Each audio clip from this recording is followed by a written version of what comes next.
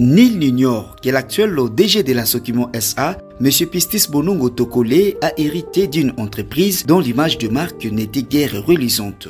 Aucun pronostic ne lui accordait la possibilité de réaliser des performances susceptibles de remonter la pente et placer en séjour la Sokimo SA au rang des entreprises émergentes du portefeuille de l'État et sur lesquelles les trésors publics peuvent s'appuyer pour redorer l'économie du pays.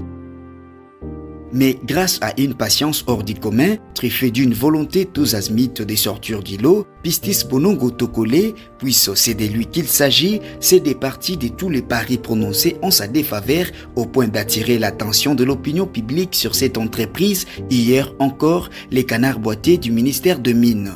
Ce succès incontestable n'a pas seulement entraîné les encouragements de ceux qui ont noté cette avancée considérable, mais aussi l'adversité des démons malheurs. Ceux qui tenaient voir Sokimo sombrer davantage et disparaître s'y sont ravisés en peaufinant des stratégies macabres pour mener une guerre sans merci à Pistis Bonongo, les sauveurs de Sokimo. Pour parvenir à leur visée sordide, ils lui imposent des obstacles de tout acabit et lui jettent des pots de bananes afin qu'il perde de vue les défis auxquels il doit faire face pour la stabilité de l'entreprise.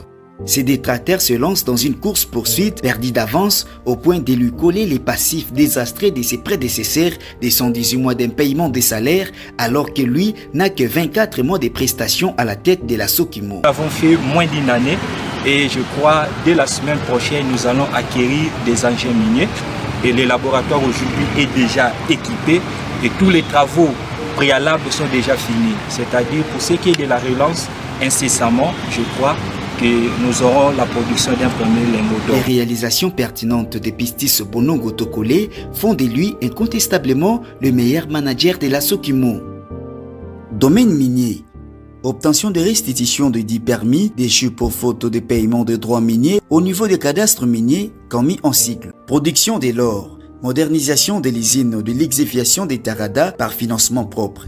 Acquisition de nouveaux engins miniers par fonds propres dont la dernière fois remonte depuis 2012.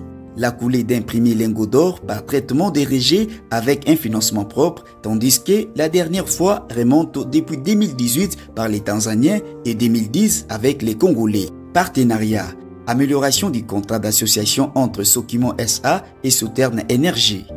Arrachement de 5 parts sociales en faveur de la Sokimo SA, soit de 35% à 40%. Retrait des deux centrales hydrauliques de Solenyama 1UD.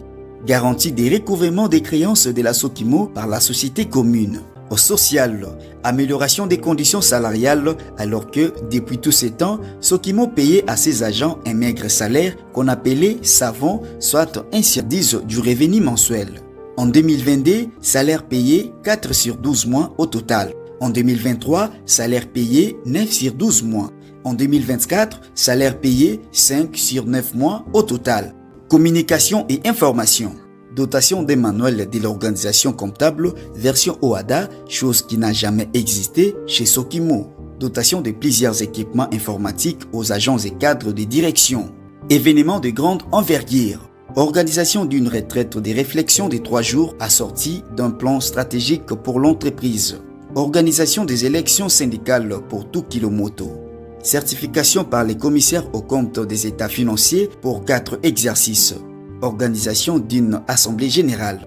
Toutes ces réalisations accomplies en 24 mois attestent que l'UDPS, au sein de laquelle est sorti Pistis Bonongo Tokole, regorge des hommes et des femmes capables d'imposer la transparence et la bonne gouvernance dans la gestion des affaires de l'État. Qui du mieux